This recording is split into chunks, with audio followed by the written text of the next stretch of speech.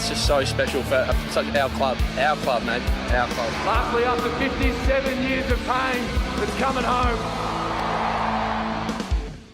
Hey there, TJ here, and welcome to Yeahthedees. Today we're going through round 1, 2022.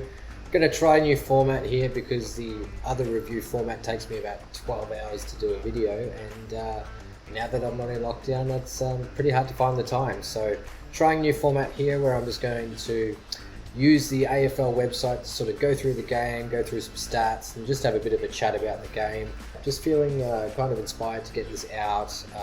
It was sad this week opening up my podcast app and seeing reviews only from like the debrief and attention to detail, and I know Demonland's putting something out, but there was a lot of other D's podcasts I enjoyed listening to which haven't put out any content. So hey, here's another one. Let's talk footy, and let's talk about how good our Demons are. Man, what an interesting game to kick off with. Firstly, with the team selection, so the lineups. We'll just flick into here. Yeah, we had some late changes. I was very shocked to find Jake Lever not playing, and then Christian Salem being injured very early on as well. That's quite worrying. He's like my number one player that I don't want to see injured is Christian Salem, because he's just incredible down back. He's like our quarterback. He launches so many clean kicks coming forward. His foot skills are elite. Looks like we're probably going to miss him for a couple of weeks. I haven't heard the definite diagnosis on how many weeks, but yeah, he's got chip cartilage in his knee. Needed that to get cleaned out, so that could be 4 weeks, 6 weeks, 2 weeks. I don't know, but we'll see. But yeah, we had a very interesting back line here. Angus Brayshaw moving from the wing into the half back line and played there pretty much the whole game. He played about 10% of game time there last year, so he spent most of his time on the wing. That brought James Jordan in here to come and play on the wing. It was great to see Adam Tomlinson come back. He was in because of Jake Lever's late out. And then, like Jaden Hunt in for Hibberd, and Joel Smith in for Petty as well. It had a bit of a change there, and it seems like five Premiership players being out is about, a 50-point difference in us beating the Bulldogs. So yeah, that was all pretty good. I thought these two men, Eddie Langdon and Ben Brown, were pretty incredible, especially early in the game to really set the tone. Geez, we just looked a step above the Bulldogs, didn't we, in that first quarter? We were just attacking the ball. They were nowhere near it, and it was like, what is going on with this club? What's that? What are they doing? Ed Langdon was incredible. Ben Brown just seemed to be getting his hands on everything early on, which was quite nice. Bailey Fritsch had quite a few opportunities, but didn't quite make the most of him in this game, but it was alright. Yeah, so Christian Salem after injury 15 minutes into the game, which is pretty sad. Let's see, Jake Bowie kicking his first goal. That was a great moment. Really glad that the entire squad got around him. That was really, really fun.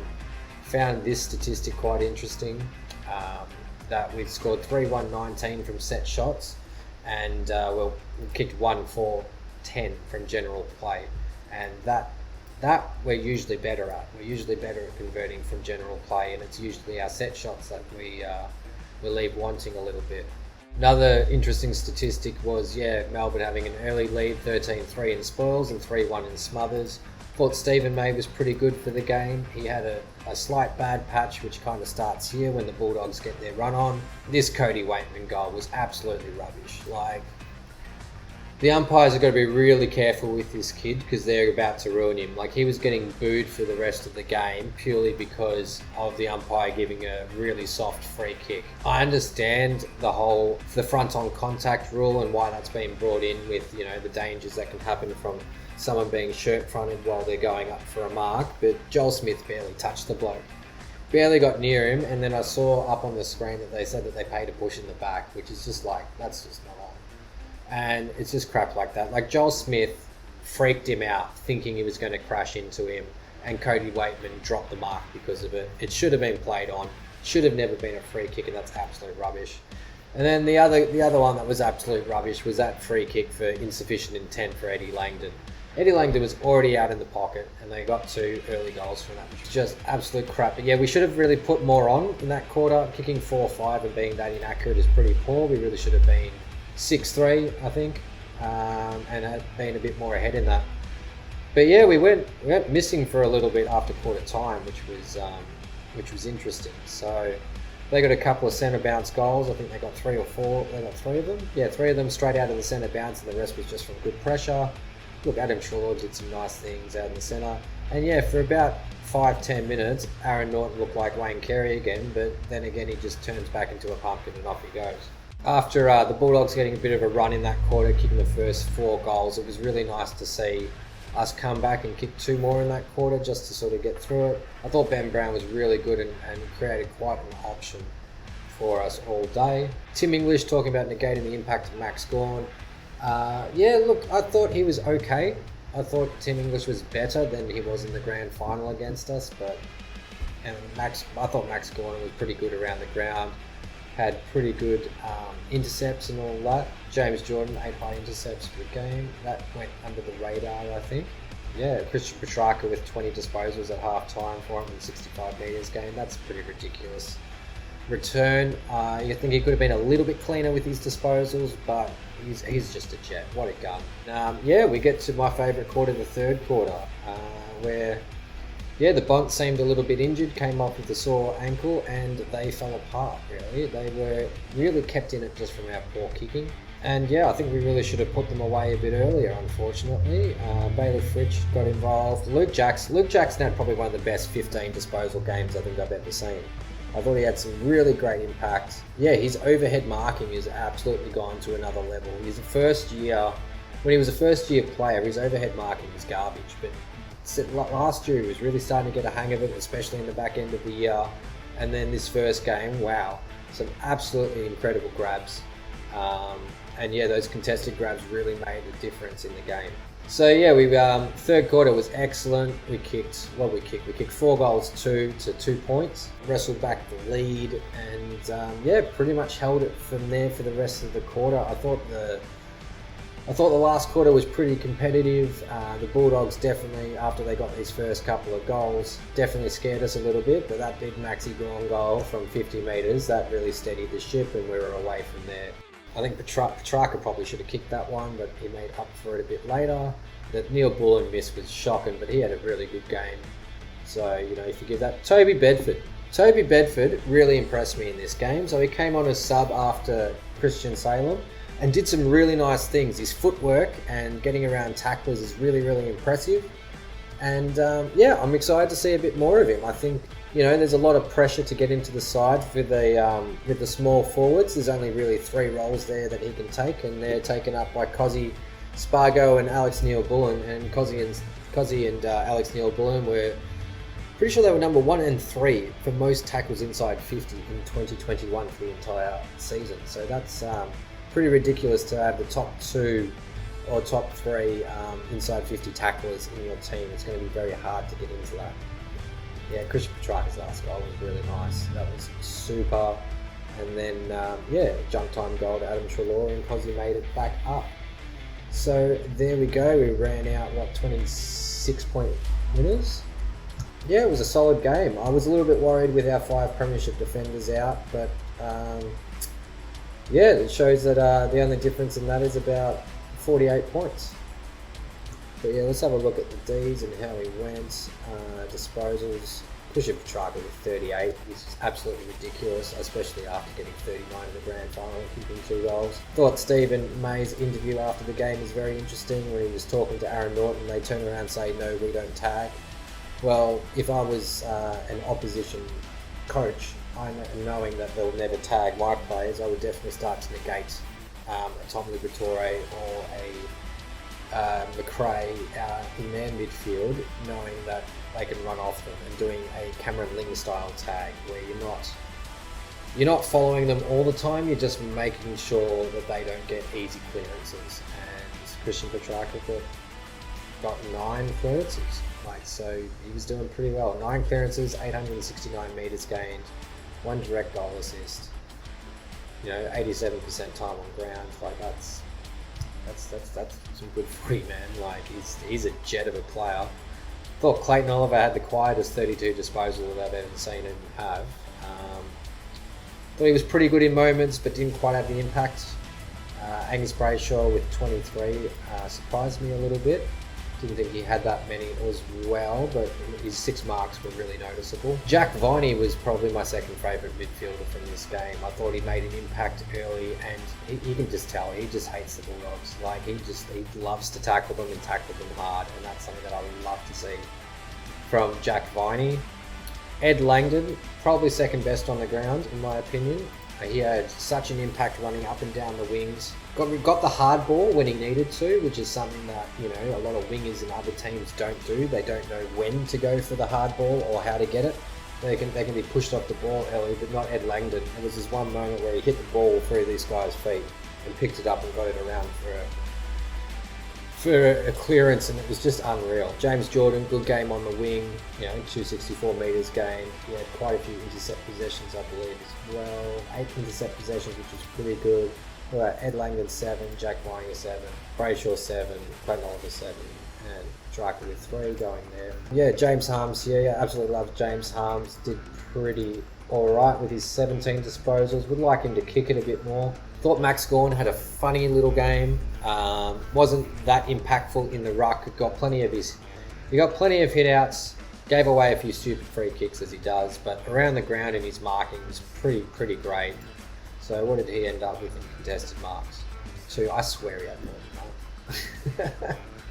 I swear he had more than that. He had 4 marks for the game. Like, bloody hell, I noticed every single one of them. Stephen May. I thought Stephen May was really good. Pretty much as like the second lone backman in our back 6 with a Premiership medallion around his neck, other than 8-gamer Jake Bowie. Besides an 8-minute period where Aaron Norton looked unstoppable, I thought he was really solid and really good. I love watching him play. Yeah, he got 7 marks. I'm guessing all of them were probably intercepts.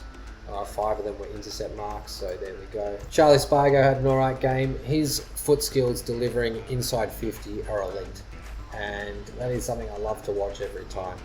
Ben Brown spoke quite a bit about Ben Brown before. Him with a full pre-season is just looking so much fitter than what he did in the grand final and that.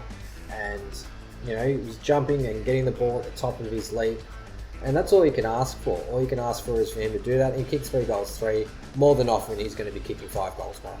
So you take that every time. Tom Sparrow, I reckon, is going to really grow into an absolute jet. This dude is Jack Viney 2.0. And he doesn't get much of it, but when he does, the impact that he has is quite incredible. He's got a really booming kick on him as well, so I think we can expect during the year for him to get quite a few more sort of bombs from 50. So I talked about Luke Jackson earlier. He had 12. I said 15 before. He had 12 disposals in a game. 3 kicks, 9 handballs, and 5 marks, and kicked 1 goal 1. I thought he was unreal. And dude, we're going to enjoy the hell out of watching this guy play. He's an absolute freak. Tom McDonald was serviceable. Jaden Hunt also serviceable, had his moments. We're really happy that he's back in the team. Joel Smith. I've got a love-hate relationship with Joel Smith.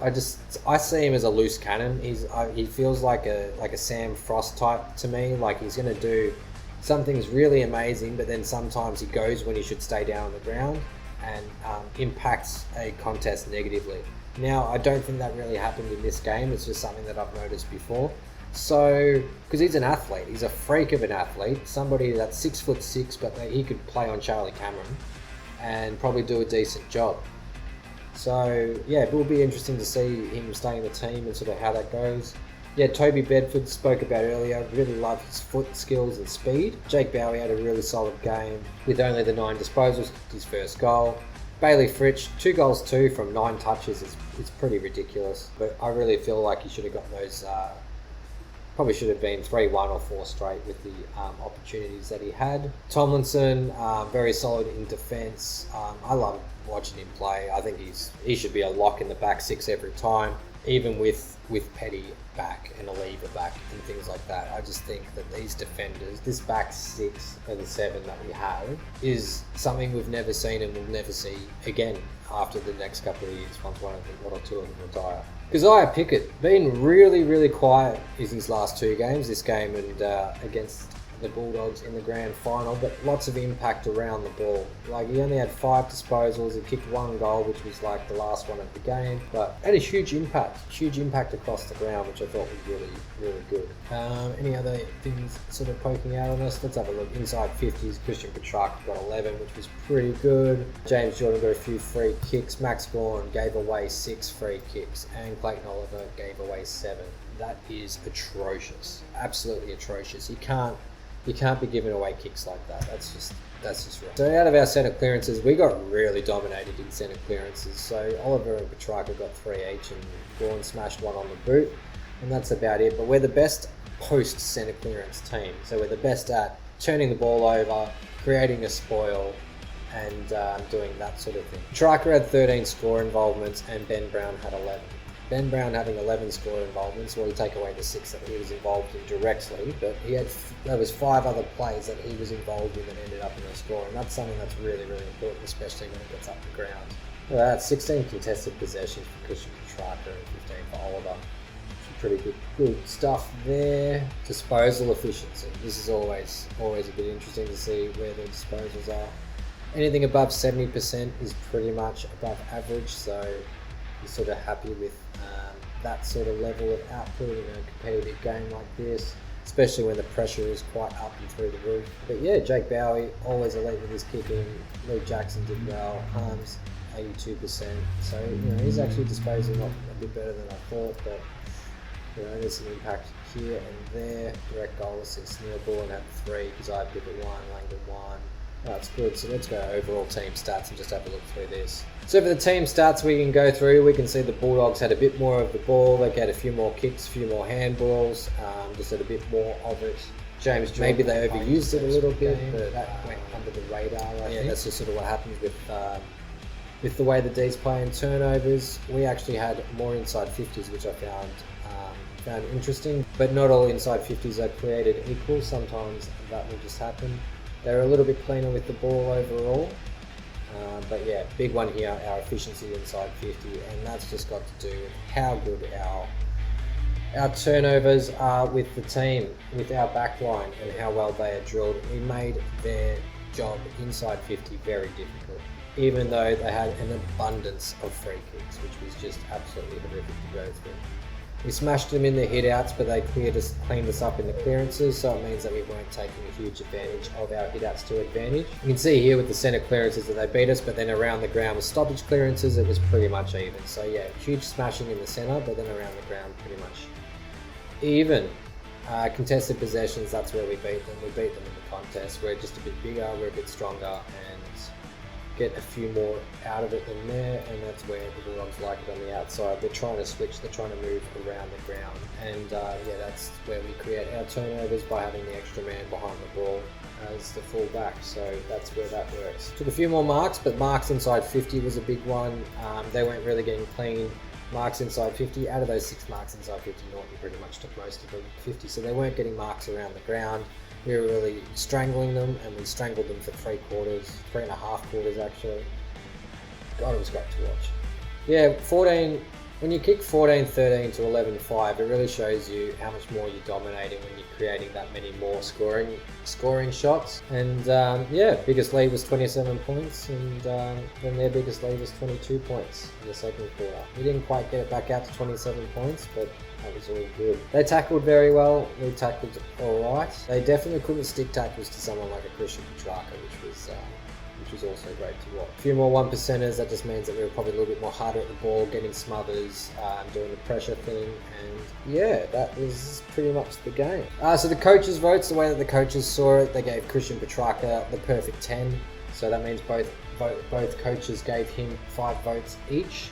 Aaron Norton got 6, Ben Brown got 6, Bailey Smith got 4, Clayton Oliver got 3, and Ed Langdon got 1. For my votes, gave Jack Viney the 1 vote. Felt like he had a pretty good impact around the contest and really set the tone physically. 2 votes I gave to Stephen May. I felt he really shored up the back line and negated Aaron Norton after he got on fire, which would be very hard to do when someone's up and about like that. Gave the 3 votes to Ben Brown. Huge impact, kicked 3 goals, was involved around the ground, and I thought he was pretty excellent. Gave Dogger Luke Jackson the 4 votes for the best 12 disposal performance I've seen. Thought that he had a huge impact on the game and around the ground, especially when he went in the middle to change things up with Max gone. Ed Langdon got the 5 for his huge impact in the first quarter, and then around the ground he gave us heaps of run, 100% game time. Yeah, just top stuff there from Ed Langdon. And then of course Christian Petrarca gets the 6 votes. So he was easily the best player on the ground. And yeah, that leads us up for our leaderboard, which is pretty much the 1, 2, 3, 4, 5, 6 from the game. So yeah, that's pretty much it. So thank you for watching my round 1 review of our game against the Bulldogs. One of my favourite parts was actually walking out of the ground singing Freed by Desire, because why not? It was a bit of fun. It was great that a bunch of Melbourne supporters got around it and started singing it as well. Created no hassles, just have the fun time. But yeah, please like, share and subscribe. I might do a quick video just on my thoughts of the other round 1 games. And yeah, go the D's, and let's see how we go against the Gold Coast this week. Probably going to be a smash. I think we'll crush it. But yeah, go D's. Petrarca! Oh wow! How good is that? Sparrow to make it a 3-goal, 3-pointer dive. He's got it! Surely not another one. Handball to Oliver. Streaming through. Bang! Bang, bang, bang! Melbourne are the premiers for 2021! And it's just so special for such our club, mate, our club. Lastly, after 57 years of pain, it's coming home.